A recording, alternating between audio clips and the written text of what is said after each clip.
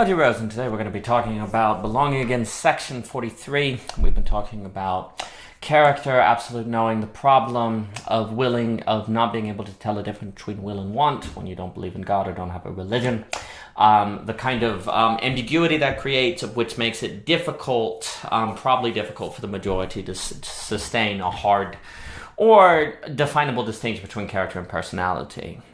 Moving forward, we will talk about this distinction Timothy Keller has between meaning, created meaning, and discovered meaning, and then ultimately we'll get back into discussions on absolute knowing and the Nietzschean child or Overman. But first, it's interesting to explore The Sacred and the Profane by Mircea Eliade, whose work is quite fascinating. Now, I don't know about the metaphysics. There might be an implicit metaphysics of his work that's very Platonic and kind of suggesting that ancient man, one, was always looking to participate in the forms and kind of the consistency and objectivity, like an objective reality. I'm not sure about all that. That's kind of a different question. There certainly is something to be said about human beings seeming in religion to want to participate in a divine reality, but the exact characteristics of that divine reality might not necessarily be Platonic. They might be more organic and alive and active, and that's an entirely different discussion. However, Mircea, his work on religion might be interesting for discussing society and how society formed. And what's critical to note is that if prehistoric man organically and emergently created religions of which gave rise to the societies, and these religions have a certain structure, we should not be quick to assume that we could make a society that doesn't follow this structure unless we believe human nature has fundamentally changed. Now, I know the term human nature is a complicated phrase, or it means a lot in it, and means a lot to a lot of different people, but basically, I think a way to think about human nature is human probability, what is probable. And if what we see is that human beings tend to naturally create societies that have a certain structure, or religions that have a certain structure, and please note, the fates of religion and the fates of society are strongly tied together structurally, then if we see parallels, we shouldn't be so quick to assume we can escape that structure or, say, evolve to some kind of consciousness that can handle a different structure. Mainly here, I mean to say a society of pure releases or pure sacred, which I think is going to be closer to what Eliade is talking about. He's going to talk about how religions always find a balance between the profane and the sacred, and society and human beings need that. And I think you can overlay that with releases and givens, the profane being more given, the sacred being more aligned with releases.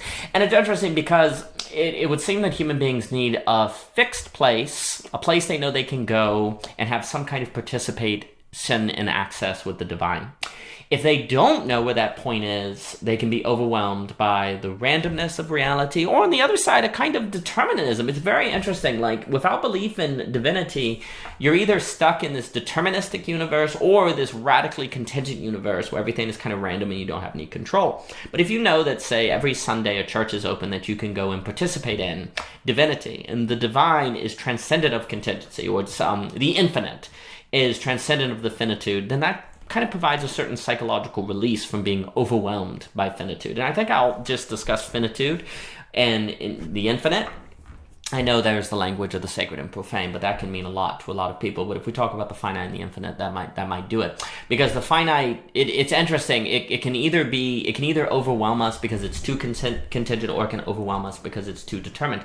But you see, if you have a dialectic between the infinite and the finite, well, then it's not too contingent because, God is relatively fixed to Sunday, right? If you're a Christian, or he comes through in very particular doctrinal ways, right? God is not random. He follows the Christian theology. Now, what Christian theology is all over the place and debated and so on and so forth, but there's at least a sense of a kind of binding to divinity, a kind of way that even if God is infinitely more complex than how you think about him, there's at least a way to feel like you have positive knowledge of God based on the holy text of your society. So it's not like God is random, right? So he's not overly contingent.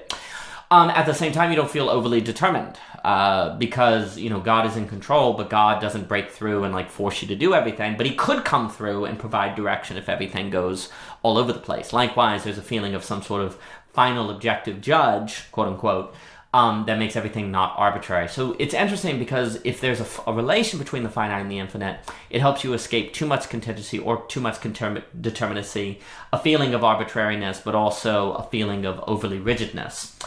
But you have to have both. And likewise, there has to be a relatively fixed point where the infinite can be participated in, because if nobody knows where you go or how you participate in the infinite, then it becomes socially irrelevant, or it's not reliable.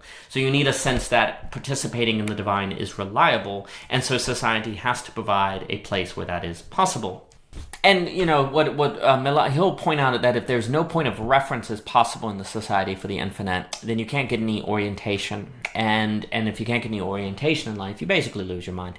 And so likewise, if there's nowhere in society you can go for a sense of givenness or direction, then you tend to lose your mind. But if there's also nowhere you can go to get a sense of release, then you tend to lose your mind. So you have to have this strange balance between contingency and determinism, direction, authority and arbitrariness, and if you get too much of one or the other, then you have a problem. So likewise, as we'll get into, it would seem that humans need to feel like meaning is discovered, that it's not arbitrary, but then they also have to feel like they can change that discovered meaning and that it's created. This is very strange. It's a classical problem with law, and I just find it very fascinating that in all of these different issues, you see the same kind of metaphysical problem arise between needing something to be not arbitrary, but also not unchangeable. Like, it's interesting with law, they'll often say that you don't want people to feel like the law is changed, because then it feels non-authoritative. So you want the law to be realized. Like the law is always being realized, it's not being changed. And that may seem like a petty distinction, but it's actually a huge distinction that really matters, because it changes the weight that it has on people. But you also need to feel like there's a place you can go to access the law and to learn the law, and that it's not beyond you, because if it was, then it could just be imposed upon you randomly, and that wouldn't feel very fair. Likewise, if divinity was just out there and just randomly showed up on you, it would feel arbitrary and like the gods were cruel or something. So you need some sort of relative fixedness that precisely gives you access to a feeling that life is not fixed, that it is not overly determined, but then it's also not random. And so what you see is kind of a description of how religions are formed organically by prehistoric man, which would suggest that this balance that is struck, this dialectical balance between the finite and the infinite in the very structure of society, is a reflection of something anthropological, something that is part, or it's some sort of itch that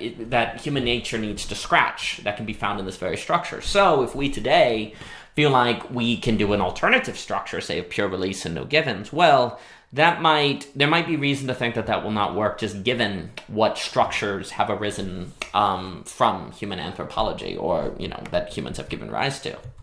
Another way to think about this based on that law example, like the terror of Kafka's The Trial is precisely that Joseph K. cannot get to the law. And there's even that little parable about it. Like, it's all around him, the court system and the enforcement of the law, but he can't find out like what crime he broke. So in a sense, it's inaccessible. He can't access the law. It's there, and yet it's like a form of terror.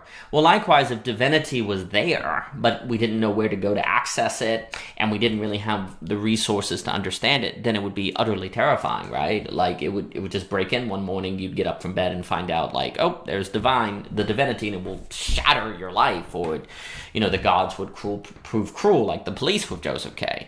At the same time, a society without law is crazy, right? It's anarchy. It's the Isle of Pigs, that story, right? So you need law, but then if there's law, there's a certain terror to it.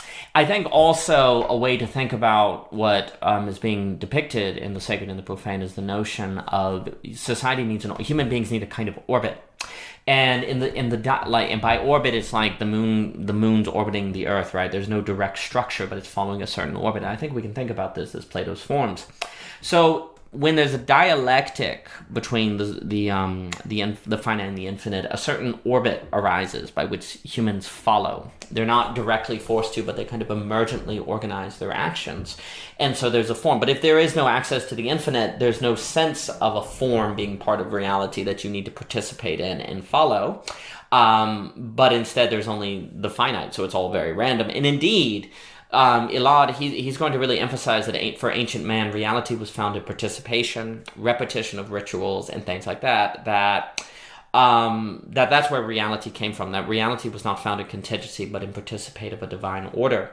Now, this doesn't necessarily mean this doesn't necessarily have to lead us into saying that universals are more real than particulars. I mean, that's the metaphysics we have to explore. But indeed, we can at least say that religion shows there's some sort of hunger in human beings to participate in something, and that humans don't really feel like something's real unless they participate in something. If the finite can't participate in the divine, then there's a problem. But then if the divine takes over the finite, that's not a participatory relationship. That's kind of an authoritarian relationship. So that's very problematic. So what we can say is that, anthropologically speaking, there is reason to think that humans need to participate in something. But the question is, if givens are no longer possible, then what human beings have to participate in must be something they create, like values, like Nietzsche's child. And is it possible for us to create something we then participate in as if it is not merely created but discovered? And on that, I think it would be nice, it could be useful to explore this distinction Mr. Keller gives us between discovered meaning and created meaning, as we will do in the next section.